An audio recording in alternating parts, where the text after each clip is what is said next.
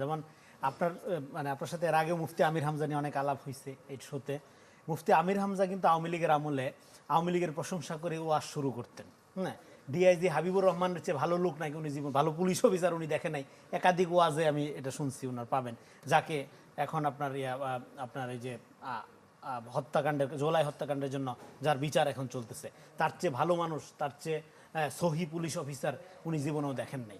হ্যাঁ, এবং আপনার ওয়াজ মাহফিলগুলোতে আওয়ামী লীগের আমলে উনি কৌশলে আওয়ামী লীগের প্রশংসা করার মধ্যে দিয়ে আসর করতেন। এবং এখানে যে আলাপটা আসলো কিন্তু খুবই গুরুত্বপূর্ণ, যে আওয়ামী লীগের ভোটারদের সাথে তাদের যে গোপন আতাত, এবং সীমান্ত তো ওই পারে, কুষ্টিয়া থেকে বর্ডার খুব কাছে আপনি জানেন, তো যোগাযোগ এক ধরনের ছিল, যোগাযোগের মধ্য দিয়ে কিন্তু সেখানে বিএনপির অন্তকুন্দল একটা ইস্যু, তারপরে হলো আওয়ামী লীগের ভোটারদের সাথে তাদের ঐক্যের মধ্যে দিয়ে তারা একটা এই যে আপনার এই যে কুকৌশল, নীতিহীন কৌশল, যেটা যে জন্য তারা সারা সবসময় আওয়ামী লীগের নিষিদ্ধ চাচ্ছে একদিক দিয়ে, এদিক দিয়ে আবার আওয়ামী লীগের ভোট নেতাকর্মী তাদের প্রোটেক্ট করে তাদের ভোটের উপর ভর করে কীভাবে নির্বাচন। ফলে এখানে বিএনপিকে কিন্তু বিএনপির এই যে আপনার ধরেন যে বিজয়টা আমরা দেখতে পাচ্ছি, এটা কিন্তু অনেক কষ্টের বিজয়, অনেক আনন্দের বিজয় না।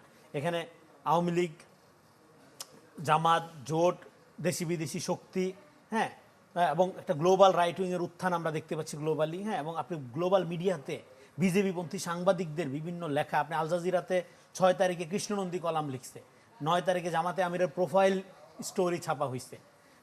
সো মানে এটা নানামুখী একটা প্রচেষ্টা ছিল, আমরা দেখতে পেয়েছি। ফলে সব কিছুকে বানচাল করে একটা ভঙ্গুর, অনেক অসম্পূর্ণতা, অনেক সীমাবদ্ধ সত্ত্বেও একটা ডেমোক্রেটিক মধ্যপন্থা শক্তিকে এই মুহূর্তে বিজয়ী করা, এটা অসাধ্য সাধন করেছে বাংলাদেশের জনগণ। এটা সত্যি অভিনন্দনযোগ্য।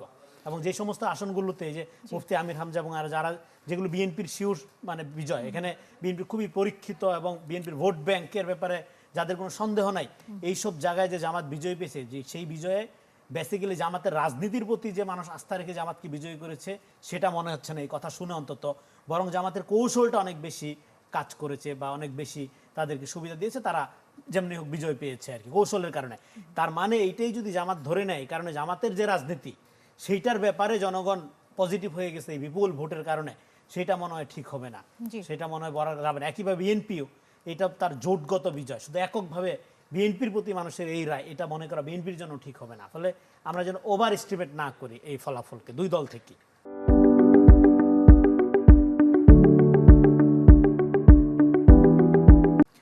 রনি, এই বিষয়ে যদি একটু আপনার সাথে আর একটু কথা বলতে চাই, সেটা হচ্ছে শুধু কিন্তু কুষ্টিয়া না, রংপুরেও কিন্তু আমরা একই ধরনের চিত্র দেখেছি, সাতক্ষীরার দিকেও আমরা দেখেছি যে সেখানে জামাত মানে অনেক নিরঙ্কুশ ধরনের সংখ্যাগরিষ্ঠতা পেয়েছে।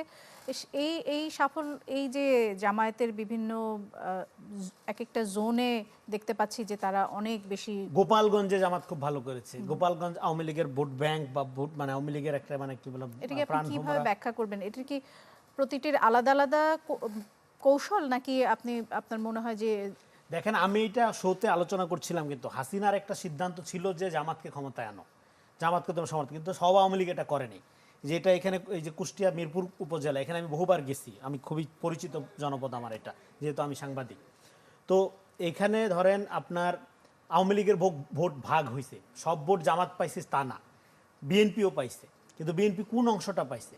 বিএনপির যে আরবান শিক্ষিত অংশটা পেয়েছে, কিন্তু গ্রামে গঞ্জে আপনি যদি দেখেন, আপনি যেগুলো উল্লেখ করলেন কুষ্টিয়ার চিত্র, এবং আপনি যে সময় চুয়াডাঙ্গা, মেহেরপুর সহ আপনি আরও যে এলাকাগুলো উল্লেখ করছেন, সে এবং বর্ডার এরিয়াগুলোর চিত্র যদি আপনি দেখেন, সেক্ষেত্রে কিন্তু আওয়ামীপন্থী ভোট বা আওয়ামী লীগ সমর্থক যারা, তারা কিন্তু জামাতকে রিলাই করেছে। এটার একটা 6 মাস আগে ধরেন একটা মিটিংয়ের খবর আমরা মিডিয়াতে দেখেছিলাম যে তাদের একটা এরকম পরিকল্পনা ছিল, যদি এখানে কোনোভাবে জামাতকে ক্ষমতায় আনা যায়, তাহলে ভারত যেটা চাচ্ছিল যে এখানে একটা রাইট উইং শক্তি, জঙ্গিবাদী শক্তি ক্ষমতায় আসছে, এটাকে আরও এস্টাবলিশ করা গ্লোবালি, এবং একটা কাউন্টার। আর বিএনপি তো জামাতকে মোকাবেলা করতে পারবেই না, যেহেতু বিএনপি একটা স্টুপিড পার্টি তারা মনে করে।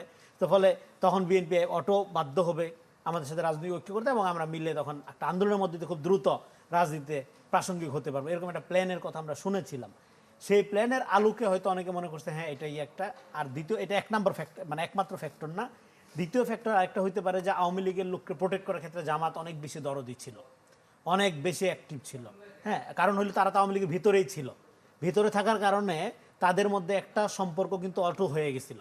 ফলে 5 তারিখের পরে আপনি ধরেন এই যে প্রশাসন সংস্কার নিয়ে তো কথা বলা হয়, প্রশাসনে সংস্কারের ব্যাপারে ছাত্ররা আগ্রহী ছিল, বিএনপি আগ্রহী ছিল, সবাই আগ্রহী ছিল, তারপর হইল না কেন?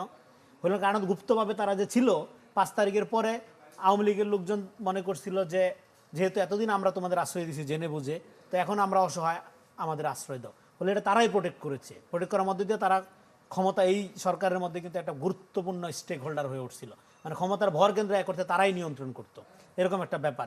পোস্টাল ব্যালট নিয়ে আপত্তি হয়, এটা মানে আপনার ধরনের অগ্রাহ্য করা হয়। তাদের কোনো সমালোচনা সরকারের কাছে গেলে বা কোনো একটা আপত্তি যদি বিএনপি তুলে, সেটা কোনো কিছুই মানা হচ্ছে না।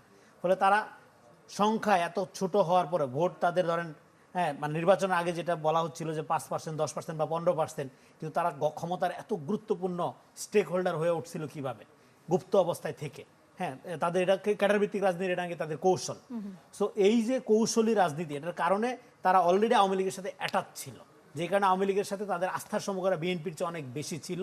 হ্যাঁ, যেটার একটা ফল, যেটা একটা ফলাফল এইবারে ভোটে পড়েছে। কৌশলী রাজনীতির কথা বলছিলেন জামাতের, আমি একটু আপনার কাছে বিরতি থেকে ফিরে এসে আপনার সঙ্গে যে বিষয় নিয়ে কথা বলতে চাই সেটি হচ্ছে যে এই যে কৌশলী রাজনীতির কারণে এইবারের ইলেকশনে যে জামাতের ভালো অবস্থান, এরপরে আসলে জামাতকে কিভাবে দেখেন? এই উত্থান কি শুধুমাত্র এই ইলেকশনেই মনে করেন, নাকি আস্তে আস্তে তারা দুর্বল হয়ে যাবেন, নাকি এরপরে থেকে জামাতের আরো উত্থান ঘটবে? আমার প্রযোজক বলছেন যে এখন বিরতি না নিতে, তাহলে আসলে এই বিষয় নিয়ে যদি একটু কথা বলতে চাই। খুবই গুরুত্বপূর্ণ প্রশ্ন, এবং এটা এরপরে বাংলাদেশের, আপনি জামাতকে কিভাবে দেখেন? এইটাই বাংলাদেশের রাজনীতির অন্য দিক থেকে প্রায় ডিসাইডিং ফ্যাক্টর হয়ে উঠবে।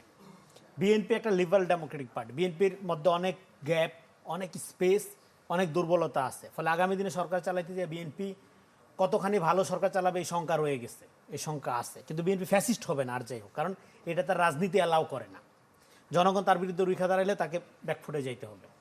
ফলে জনগণের এবং ফ্যাসিবাদ কায়েম করতে হইলে অলওয়েজ জনগণের বিরুদ্ধে গিয়ে কায়েম করতে হয়। ফলে এটা কন্ট্রাডিক্টরি বিএনপির রাজনীতির জন্য, এটা একদম পরিষ্কার থাকতে হবে আমাদের। বিএনপির অন্য ফেলিওর থাকতে পারে, মানে গভর্নেন্সের ফেলিওর থাকতে পারে, কিন্তু তার ফ্যাসিস্ট হওয়ার কোনো রকম কোনো সম্ভাবনা, একদম গ্যারান্টি দিচ্ছি আমি। হ্যাঁ, এর মানে আমি রাজনীতি যতখানি বুঝি, মানে আমার রাজনীতি আন্ডারস্ট্যান্ডিং থেকে আমি গ্যারান্টি দিচ্ছি, এমন না যে আমি সব জানি।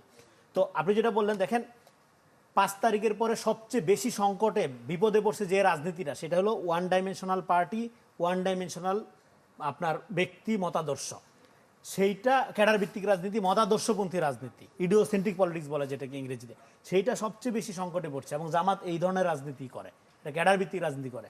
ফলে development should be inclusive development. ধরেন জামাতকে মানুষ কেন ট্রাস্ট করে না, অনেক কারণ আছে, তার পজিশন সকাল বিকাল চেঞ্জ হয়। এটার বাইরে একটা কারণ আছে, ধরেন একটা সাধারণ ছেলে, ও কিন্তু এটা মনে করে ও যদি শিবির না করে ও বিসিএস চাকরি পাবে না জামাত ক্ষমতায় আসলে, কারণ শিবির না করলে সে অন্যকে মেধাবী মনে করে না। এইটা হলো তাদের ইডিওলজিক্যাল ডক্ট্রিন, চিন্তার প্যাটার্নের কারণে মনে করে। কিন্তু দেশ চালাইতে হইলে, এখন ধরেন বিএনপি ক্ষমতায় গেছে, একটু থামাতে হচ্ছে